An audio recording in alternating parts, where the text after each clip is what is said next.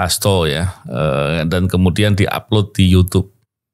Menarik sekali, tapi nanti saya akan jelaskan itu.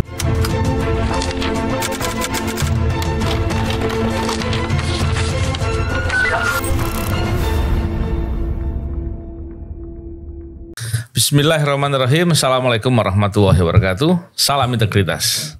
Alhamdulillah kembali berbincang di podcast ini.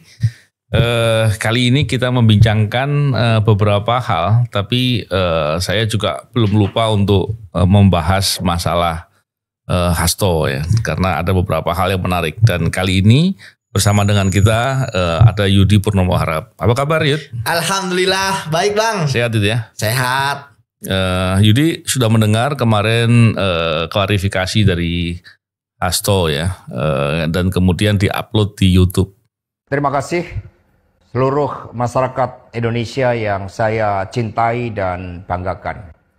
Cerita ini diawali pada tanggal 7 Mei 2024 ketika saya menghadiri pidato pemilu dan jalan kebudayaan yang disampaikan oleh Prof. Sulistyowati di UI.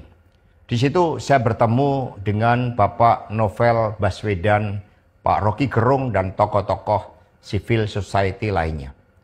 Ketika saya bertemu dengan Mas Novel Baswedan, beliau menanyakan ke saya perlu konfirmasi apakah betul PDI Perjuangan yang memelopori perubahan Undang-Undang KPK yang mengkerdilkan KPK di dalam upaya pemberantasan korupsi. Saya katakan dengan tegas kepada Mas Novel Baswedan saat itu, inilah kalau ada hal-hal yang buruk oleh Presiden Jokowi selalu dilimpahkan kepada PD Perjuangan dan juga Ibu Megawati Soekarno Putri. Tetapi ketika ada hal-hal yang positif selalu diambil oleh Presiden Jokowi tanpa menyisakan benefit bagi kepentingan PDI Perjuangan. Mengapa saya katakan seperti itu? Revisi Undang-Undang KPK termasuk kabar buruk yang disampaikan bahwa itu adalah ulah PDI Perjuangan. Sebagai Sekretaris Jenderal DPD Perjuangan, saya sampaikan kepada Mas Novel bahwa saya adalah sekjen yang sangat getol menjabarkan perintah Ibu Megawati Soekarno Putri bagaimana PDI Perjuangan memerangi korupsi. Karena itulah tuduhan bahwa revisi Undang-Undang KPK diarsiteki oleh PDI Perjuangan itu sangat salah.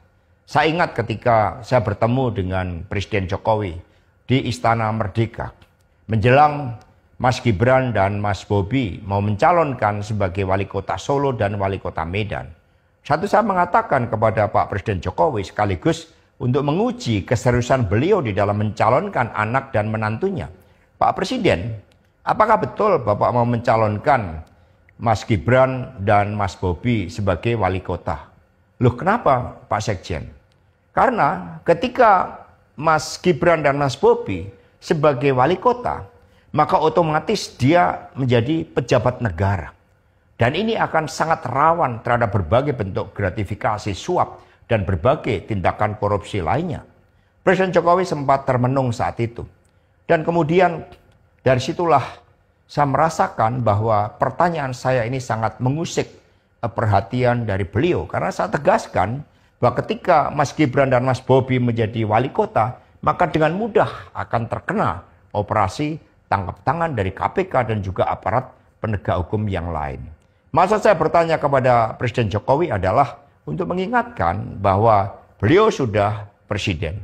Buat apa kemudian anak-anaknya harus menjadi wali kota, dan itu mengandung suatu risiko-risiko politik, mengingat Presiden juga berhadapan dengan begitu banyak pihak-pihak yang selalu mencoba berhadapan dengan Bapak Presiden. Tetapi beberapa saat kemudian saya menerima salah seorang menteri. Dan beliau mengatakan kepada saya bahwa sudah mendapatkan arahan dari Presiden Jokowi untuk melakukan revisi Undang-Undang KPK. Saat itu dijelaskan berbagai pasal-pasal penting. Misalnya bahwa pimpinan KPK tidak otomatis bertindak sebagai penyidik. Kemudian ada beberapa pasal-pasal yang tidak memungkinkan bagi penyidik independen untuk bergabung ke KPK. Berbagai revisi-revisi itu. Karena ini adalah perintah dari Presiden, maka ya saya sarankan untuk bertemu dengan seluruh jajaran fraksi di DPR RI dan coba menggalang atas perintah dari Presiden. Nah saat itu Pak Menteri yang menjadi kepercayaan dari Pak Jokowi ini menyampaikan kira-kira akan diperlukan dana sebesar 3 juta US dollar untuk menggolkan revisi Undang-Undang KPK. Dan mengapa berjalan mulus? Karena Presiden Jokowi punya kepentingan untuk melindungi Mas Gibran dan Mas Bobi. Maka sejarah mencatat bahwa revisi Undang-Undang KPK ini dilaksanakan sebelum pelaksanaan pilkada serentak di mana Mas Gibran dan Mas Bobi berproses menjadi wali kota. Maka ketika terpilih menjadi wali kota, amanlah dari berbagai persoalan hukum karena KPK sudah dilemahkan. Jadi dari keterangan saya, yang saya pertanggungjawabkan secara hukum, secara politik, yang saya pertanggungjawabkan di atas Tuhan yang Maha Kuasa tentang kebenaran pernyataan saya ini, meskipun tanpa bukti, rakyat Indonesia bisa mengetahui bahwa pelemahan KPK dilakukan oleh Presiden Jokowi, kemudian dampaknya dituduhkan kepada PDI Perjuangan. Ini jawaban buat Mas Novel Baswedan. Terima kasih, tegakkan kebenaran, Satyam Eva Jayate. Merdeka. Menarik sekali, tapi nanti saya akan jelaskan itu. Tapi sebelum saya mau membincangkan soal itu, Yudi nggak ikut retreat nih. Jadi maksudnya jadi pematerinya bang. Oh iya. Tentang korupsi gitu ya bang. Iya. Takutnya nanti saya kasih tsunami fakta lagi kan bang. Nanti malah nggak mau jadi kepala daerah. Saya kemarin mendengar itu yang rekamannya itu ya, Hasto ya, yang menyampaikan terkait dengan hal yang pernah saya tanyakan kepada yang bersangkutan. Ya bang. Jadi di sekitar tanggal 3 Juni kalau nggak salah 2024, saya hadir di suatu acara di UI atas undangannya dari Prof. Sulistiowati ya. Dan kemudian dalam pertemuan itu banyak yang diundang sebenarnya. Saya hadir bertemu dengan Pak Hasto. Saya bertanya kepada yang bersangkutan, kenapa sih kok KPK dilemahkan? Terus dengan merubah undang-undang, dengan menyingkirkan orang tokoh-tokoh pentingnya di KPK, karena dampaknya itu besar dan akan berkepanjangan. Dan masalah yang paling penting adalah kalau korupsi kemudian semakin banyak dan pemberantasan korupsi justru malah dihadang, ini akan jadi persoalan gitu. Ini akan menjadi permasalahan yang berkepanjangan dan saya yakin semakin lama akan semakin besar. Persoalannya akan semakin besar. Yang menarik untuk saya tanyakan itu sebetulnya, saya tuh pengen tahu motifnya itu apa sih gitu. Emang bisa memakmurkan, memajukan suatu negara tanpa ada bereskan praktek-praktek korupsi harus dibersihkan. Nggak logis, nggak masuk akal. Emang ada suatu hal yang luar biasa sehingga harus dilakukan itu. Oleh karena itu saya perlu tanya gitu. Dan saya juga bilang, setahu saya Hasto juga teman dekatnya Firly Bahuri ya yang ngurus KPK gitu. Tapi soal itu nggak dijawab. Dan yang menarik adalah karena pertemuannya itu di suatu forumnya tentunya kita hanya sebagai pendengar ya, peserta yang hadir dan tidak bisa untuk bicara lugas panjang lebar gitu ya. Ya karena harus mendengarkan. Karena hanya mendengarkan. Dan nggak sengaja juga ketemunya bang. Ya ketemunya juga nggak sengaja. Jadi forum itu nggak terlalu banyak dibicarakan. Tapi pada dasarnya memang Hasto bilang sebetulnya yang melemahkan KPK itu Pak Jokowi gitu. Sama persis seperti yang dikatakan.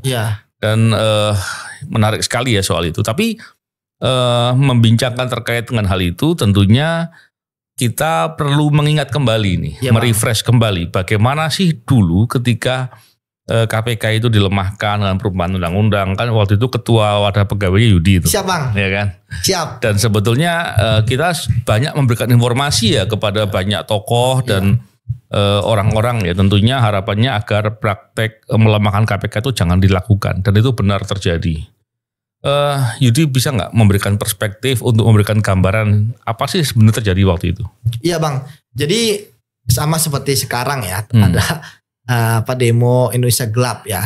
Namun bagi saya demo kali ini belum sebesar di 2019 yang ketika itu tema kita adalah reformasi di korupsi bang.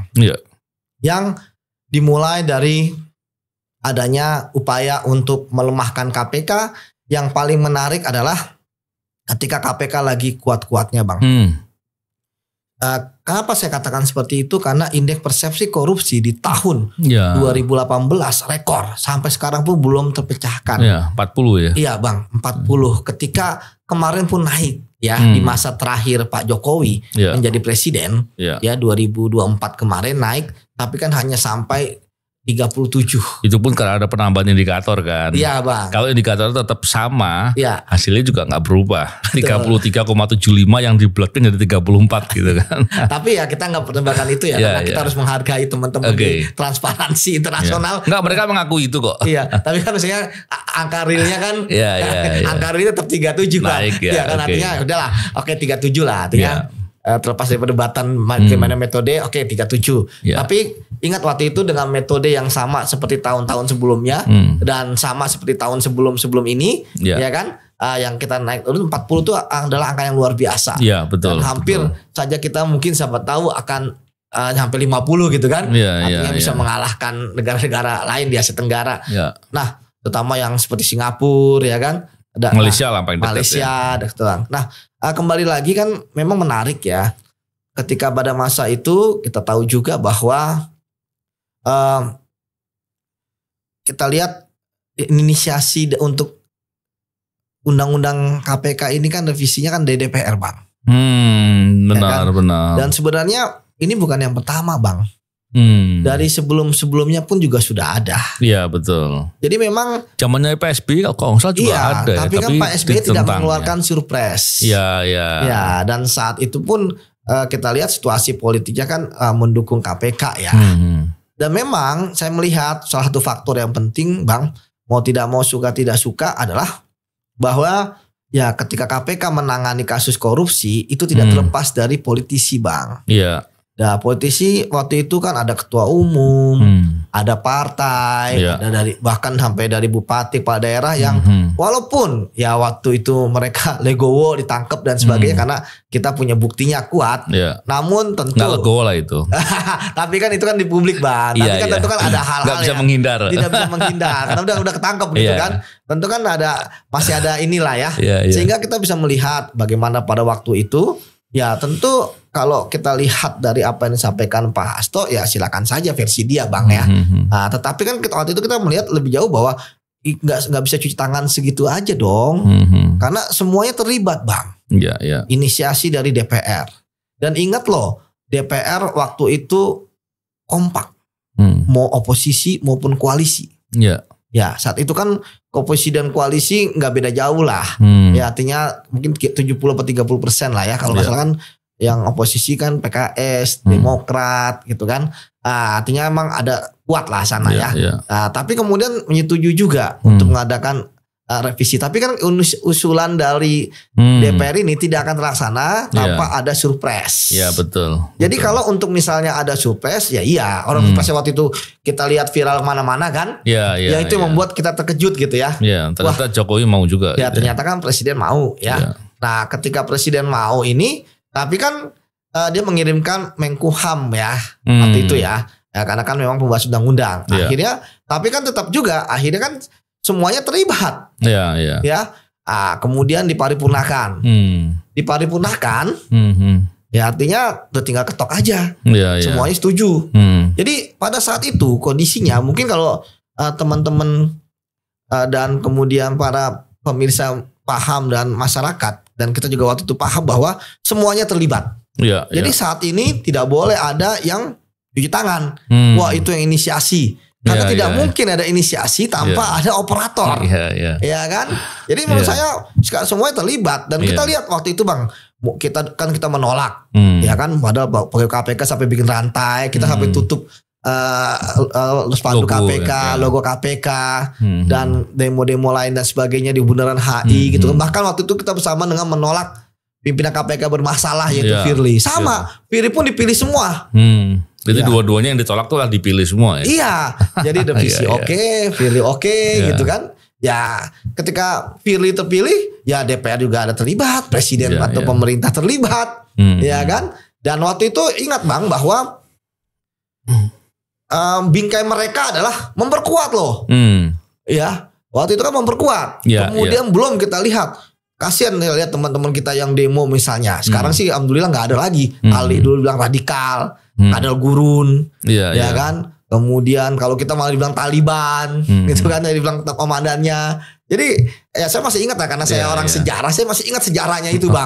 Jadi terus kita demo besar-besaran waktu itu ya, masyarakat mahasiswa demo hampir sebesar. Nah, bahkan ada yang meninggal juga Bang. Pada waktu itu kan 5 orang ya. Dan kemudian alhamdulillah diabadikan nama mereka di KPK sebagai wujud bahwa masih ada mahasiswa yang melawan. Sekarang masih ada nama ruangan, nama auditorium ya di KPK. Nah, kembali lagi Bang bahwa pasca itu akhirnya revisi undang-undang terjadi, Firly pun masuk bersama kawan-kawannya gitu berlima. Dan yang menarik memang ada lagi, ya tentu harus kita lihat bahwa ketika sudah diketok paripurna dan waktu 30 hari kan harus tanda tangan sama presiden. Ya ternyata presiden nggak tanda tangan, tapi tetap berlaku gitu ya. Jadi kalau kita lihat di Undang-Undang 19 tahun 2019 itu presiden nggak tanda tangan. Ya artinya tapi kan tetap berlaku. Ya makanya ini kenapa nih antara presiden waktu itu ngeluarin surprise tapi begitu isinya tidak setuju gitu ya. Dan presiden pun juga waktu itu kan memang ada beberapa Bang yang saya lihat. Ya ini kita harus faktor yang inisiatif DPR itu kan isinya itu juga lebih parah sekali daripada yang asli sekarang Bang. Oh, berarti sudah mulai sebetulnya yang dikehendaki untuk diubah itu menjadi sangat jelek sekali. Iya. Tapi yang sekarang ini sudah agak berkurang gitu. Betul, Berkurangnya Bang. Kenapa sebabnya? Nah, saya nggak tahu kompromi apa di antara mereka ya. Karena ini kan memang kompromi Bang. DPR presiden nggak tahu gimana DPR. Karena memang ada beberapa hal. Jadi yang minta parah itu nggak tahu ya apakah DPR atau presiden ya? Ya pasti kan yang punya inisiasi kan Bang. DPR pastinya. Artinya Bang bahwa sekali lagi ya dalam hal ini khusus ini ya saya pikir semuanya terlibat Bang. Tidak ada satu pihak yang mengatakan wah nunjuk sana, pihak sini tunjuk lagi gitu kan. Ya kalau misalnya apa yang disampaikan Pak Hasto kan versi dia. Dan walaupun dia mengatakan di akhir ya tidak ada buktinya gitu kan. Itu yang pertama Bang. Kemudian kedua ya kita belum tahu nih versi dari Presiden Jokowi kayak apa. Namun Bang bagi saya apapun versinya saat itu undang-undang KPK yang melemahkan sudah diketok. Ya dan berlaku sampai saat ini dan yang paling penting adalah teriakan kita ketika itu walaupun kita rela dituduh Taliban gitu kan Bang. Benar kan? KPK hancur lebur. Jadi ketika KPK seperti sekarang ya orang-orang yang dulu berteriak ingin KPK ingin ada revisi ya silakan saja menikmati gitu kan yang pertama. Kemudian yang kedua ya kita sebenarnya harusnya lebih ke move on ya Bang. Bagaimana ya tadi. Nah sekarang ini udah udah seperti ini KPK. Terus mau diapain? Apakah dibiarkan saja? Nah jadi terakhir Bang ya bahwa ya saya pikir ya sekali lagi hal yang penting dari KPK itu kan marwahnya adalah penegakan hukum. Ya, artinya kalau memang penegakan hukumnya ini nggak ada, tentu KPK akan berbahaya. Kita sepakat misalnya jangan sampai KPK ada pesanan, jangan sampai KPK kemudian jadi milik penguasa. Gejolak politik ya. Gejolak politik nggak bisa. KPK harus kacamata kuda, harus melihat secara lebih dalam Bang. Seperti itu sih Bang kalau dari saya. Menarik ya. Sebelum kita bicara KPK ke depan mau seperti apa, kita mau lihat dulu. Saya itu tertariknya begini. Saya bertanya kepada yang bersangkutan, kepada Pak Hasto, karena dalam logika saya itu sulit untuk dipahami gitu.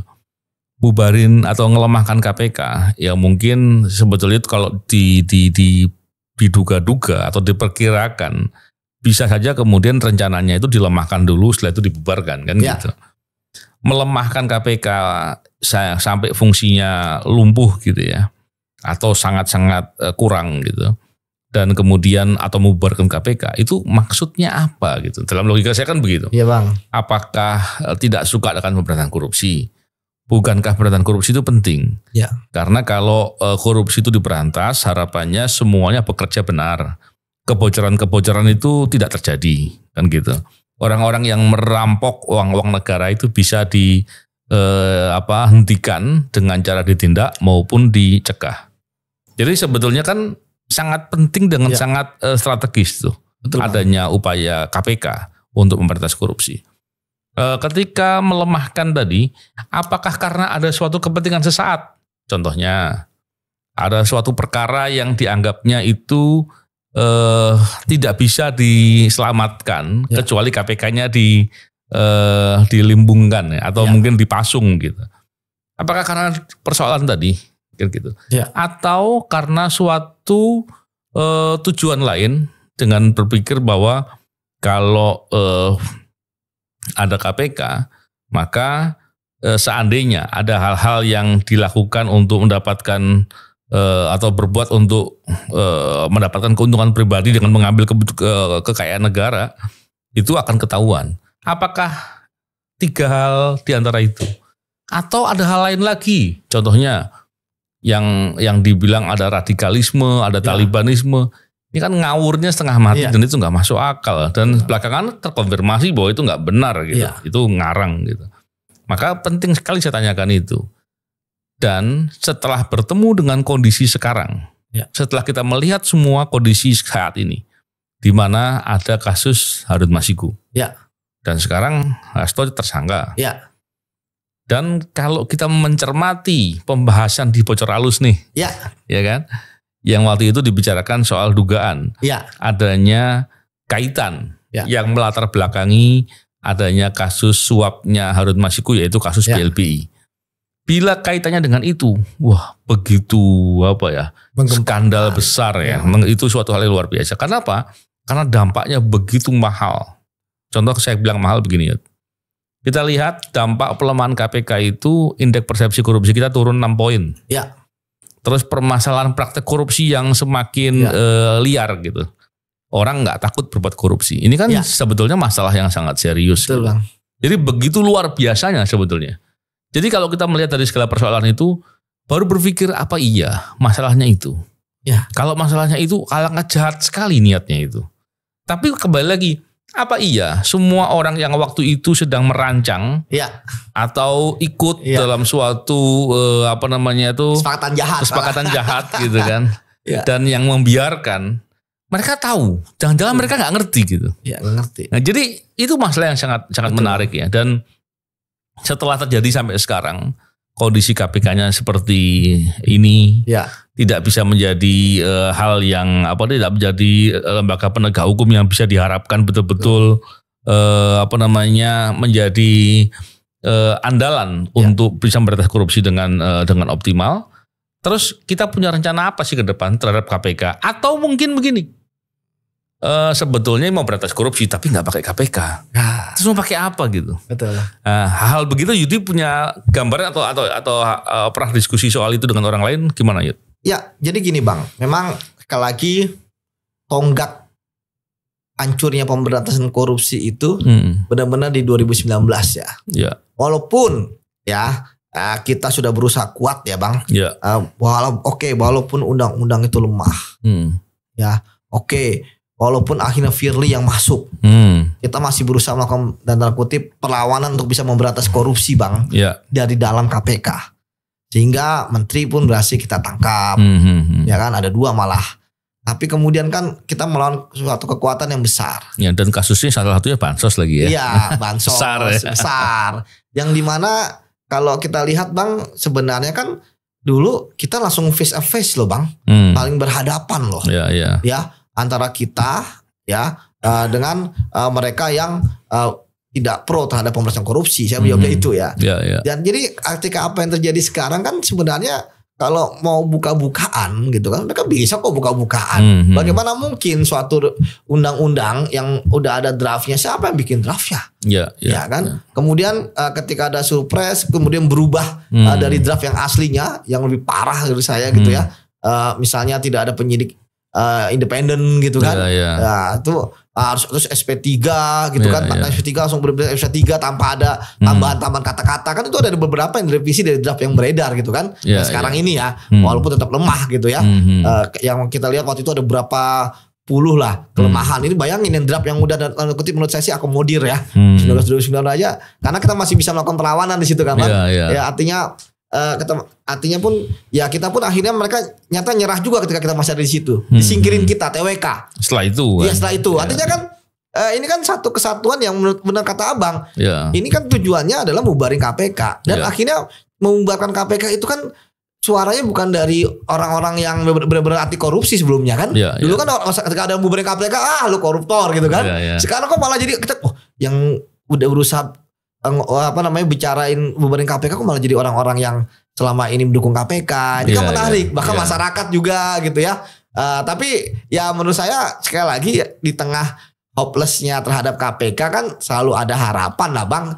Yang penting bagi saya kan lembaganya. Ya, KPK itu ya memang ada yang bilang ini ad hoc, ada yang bilang ini ternyata tidak sesuai dengan harapan, bahkan dulu survei kalah di balik kepolisian dan kejaksaan. Tapi kan ya semoga bisa kembali ke asal ya. Kembali lagi Bang bahwa ya masalah mengenai KPK lemah ya itu kan itu yang kemudian Abang kejar kan.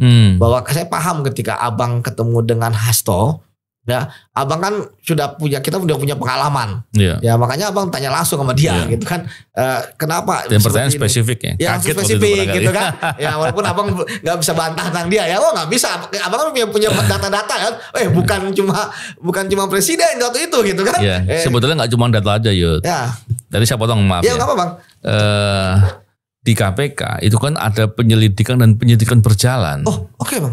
Dan di situ ada bukti-bukti elektronik yang diperoleh. Oke Bang. Jadi di KPK sudah tahu siapa sih orang-orang yang menginisiasi, tahu. Tahu Bang. Dan itu ada rekamannya. Artinya kalau dibuka ada fakta-faktanya. Betul Bang. Sekarang kan orang mau bicara apa terserah. Cuman faktanya ada dan jelas. Tapi tentunya perlu analisis dan perspektif dari Yudi itu.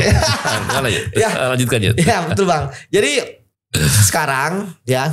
Jangan sampai ketika ada tentang KPK yang istilah tidak mengenakan gitu kan. Dianggap begini begitu. Sudahlah, terima aja lah pas hukumnya kan. Toh juga KPK memberikan kesempatan pra peradilan misalnya kayak Hasto kan.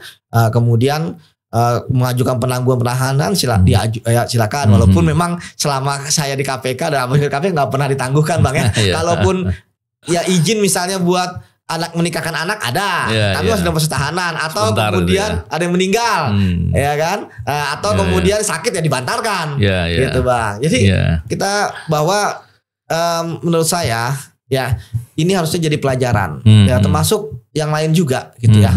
Jangan sampai tadi akhirnya kan kasihan KPK-nya. Memang ketika KPK sekarang dikejar, saya paham ini adalah beban dari masanya Firly dan kawan-kawan. Saya pun begini ya, seandainya saya bertemu dengan Pak Jokowi, saya juga tanya begitu. Oke Bang. Saya tanya ke Pak Jokowi, kira kenapa kok dulu KPK itu betul-betul mau dilemahkan dan dibiarkan? Nah itu Bang. Saya akan tanya, kebetulan saya belum ada kesempatan untuk ketemu aja. Apa kita ke Solo Bang? Enggak seandainya, artinya sepakat, Bang. Bukan karena dengan Hasto saja enggak. Saya orang yang biasa lugas bertanya dengan orang lah. Dan bertanya kan wujud kita pengen tahu ya. Dan kita punya pandangan yang objektif dengan suatu hal. Walaupun sebetulnya saya sudah punya bukti-bukti. Saya pernah melihatkan, pernah mendengar dari teman-teman rekaman-rekaman terkait dengan siapa sih yang punya inisiasi itu. Tapi menarik sekali gini ya. Memahami memberantas korupsi itu harusnya begini. Bisa memandang secara komprehensif ya. Bang. Memberantas korupsi itu bukan hanya tugas KPK. Karena toh juga dalam rangka penindakan ada polisi, ada kejaksaan kan yang bisa melakukan tugas itu.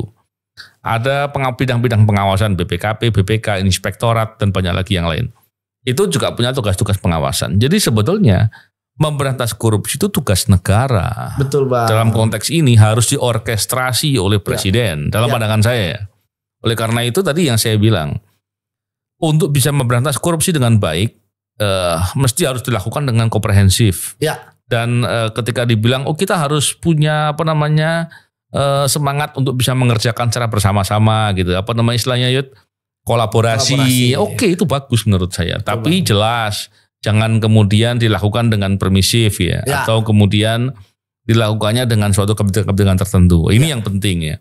Dan seandainya ketika dalam konteks ini pemberantas korupsi dipimpin oleh presiden yang mengarahkan untuk bagaimana bisa memberantas korupsi dengan sungguh-sungguh. Karena itu kepentingan negara. Iya Bang. Maka dalam pandangan politiknya dikatakan kita nggak perlu KPK, kita perlu cara begini-begini. Nggak masalah gitu. Nggak masalah Bang. Cuman berantas korupsi. Jangan kemudian pemberantasan korupsinya nggak dilakukan, terus KPK-nya dilemahkan gitu. Atau nggak punya rencana besar gitu untuk pemberantasan korupsinya seperti apa. Karena begini, apapun upayanya untuk memajukan, untuk mensejahterakan dan membuat tahapan-tahapan untuk pembangunan, itu pasti akan terkendala atau terhadang dengan praktek-praktek korupsi, itu pasti. Iya Bang. Begitu juga dengan investasi, apalagi sekarang ada dana antara yang begitu besar ya. Iya Bang. Artinya potensi korupsi juga pasti ada, dan sebagaimana kita letakkan barang berharga di luar yang itu bisa dicuri oleh orang, betul Bang. Maka kita mesti harus sadar bahwa kekayaan negara pun bisa diambil atau dicuri orang jahat. Kurang lebih seperti itu. Jadi kita bukan dalam konteks hanya punya berkekeh untuk harus KPK, enggak. Iya betul Bang. Kalau bukan KPK, kita punya rencana apa gitu? Iya. Kita punya plan A, plan B, plan C. Plannya kalau bagus, kalau tidak hanya satu gitu, ada beberapa langkah. Kira-kira dengan melihat tantangan sekarang ini, Yud, tentu kan kita lihat dengan adanya dana antara yang sedang diluncurkan hari ini kalau nggak salah ya. Dan kemudian langkah-langkah lain untuk investasi, ekonomi dan banyak lagi yang lain. Orang kan kemudian banyak membicarakan, udah deh jangan nindak, pencegahan saja gitu. Iya.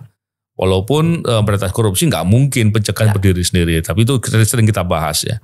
Kira-kira apa sih yang ke depan perlu dan penting untuk dilakukan agar potensi-potensi korupsi dan praktek-praktek korupsi bisa dieliminir gitu?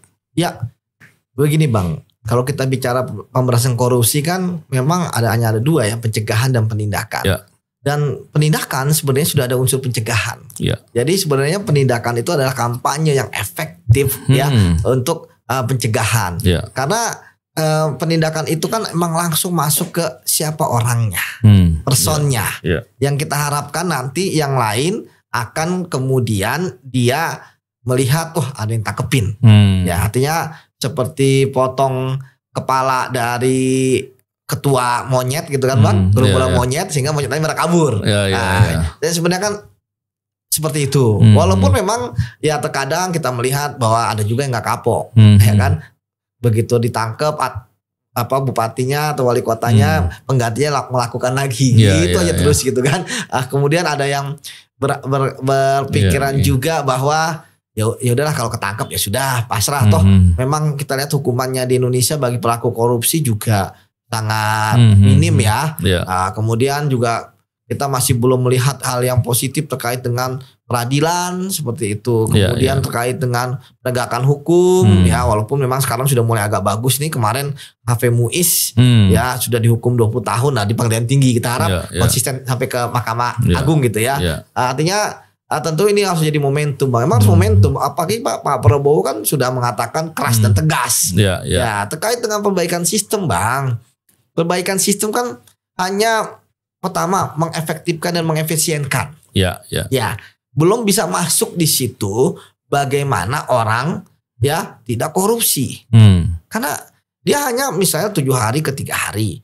Kemudian bertemu jadi tidak bertemu. Itu kan fakta Bang. Ya, pengawasan hanya bisa melihat on paper. Ya kan? Atau on CCTV. Atau kemudian pengawasan hanya bisa ketika ada suatu kejadian. Karena korupsi kan kejahatan tersembunyi Bang. Ya, kemudian kita lihat di Indonesia birokrasi Bang.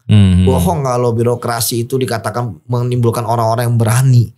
Ya, berani jangan hanya oknum gitu kan. Yang berani untuk melaporkan, berani melawan gitu. Karena apa? Karena masih ada ketakutan birokrasi. Ya, takut dimutasi, takut. Yang paling penting dari suatu birokrasi adalah pekerjaan Bang. Takut dinonjobkan, takut dikucilkan.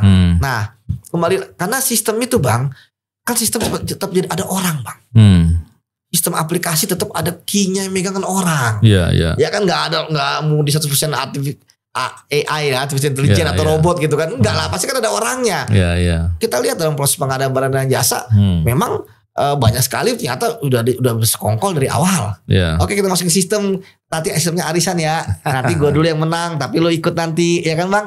Kemudian panitia pengadaan udah perintahin sama pejabatnya menangkan yang ini, gitu. Tetapi kalau misalnya penindakan Bang, setidaknya ini sangat penting. Dan ya memang sekali lagi ya harus diakui di Indonesia masih tebang pilih Bang. Ini yang menarik ya. Dan ini harus jadi pelajaran buat para penguasa di negeri ini. Bahwa kekuasaan itu kan gak abadi. Ya kalau memang ada yang bersalah, kemudian ada yang ini, ya memang bisa ya punya kekuatan untuk kemudian ditutupi. Ya selama setahun, 2 tahun, 5 tahun gitu kan. Ini kita nggak ngomongin 5 tahun, tapi kan suatu saat pasti akan ketahuan, Bang. Kan bisa 5 tahun yang kedua yuk. 5 tahun yang kedua. Tapi kan masih belum ada luasa kalau dia kerugian negara kan, Bang. Ya, tapi kalau 3 periode kan bisa ya. Nah, jadi kembali lagi, Bang, bahwa kompleks, Bang. Iya. Nggak bisa hanya satu sisi. Ya penindakan pun ya itu mengatasi satu persoalan. Tadi saya katakan ada juga orang yang ya udah ketangkep, malah kita pernah satu kantor ada berapa perkara.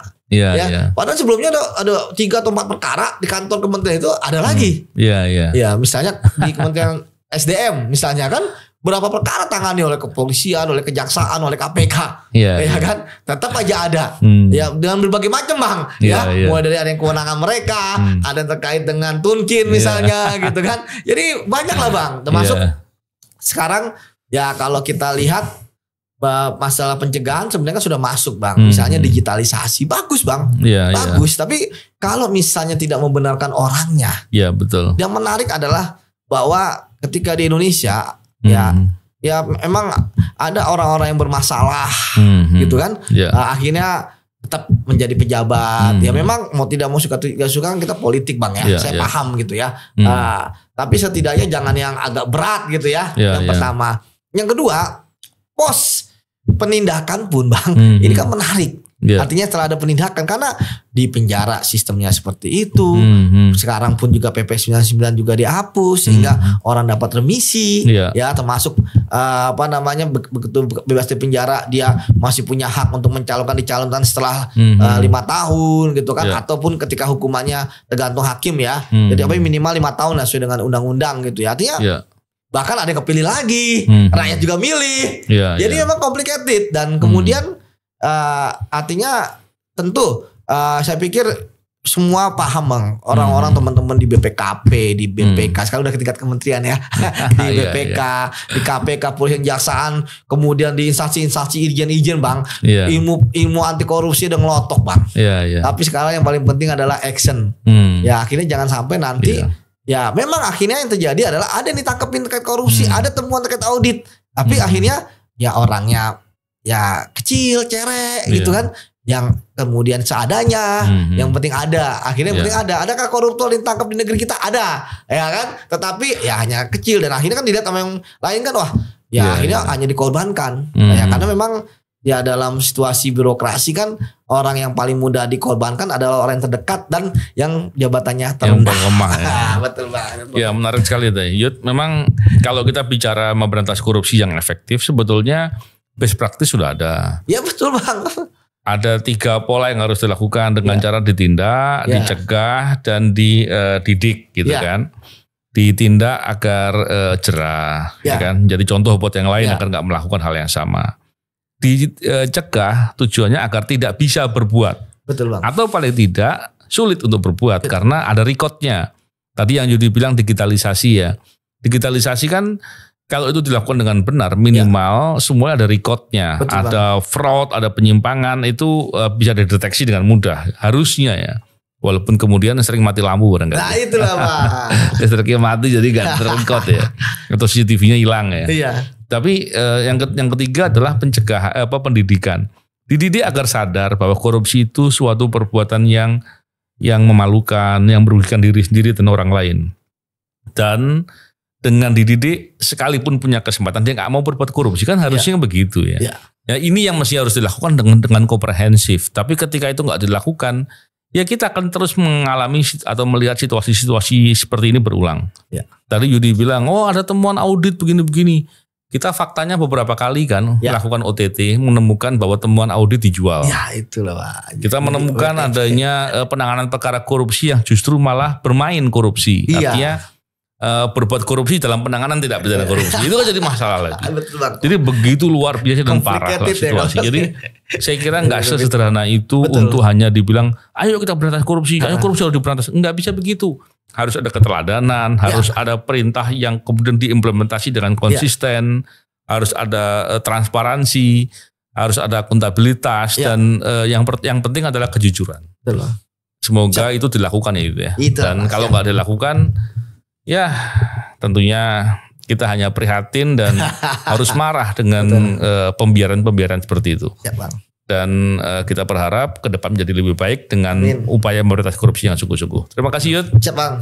Salam integritas. Assalamualaikum warahmatullahi wabarakatuh. Waalaikumsalam.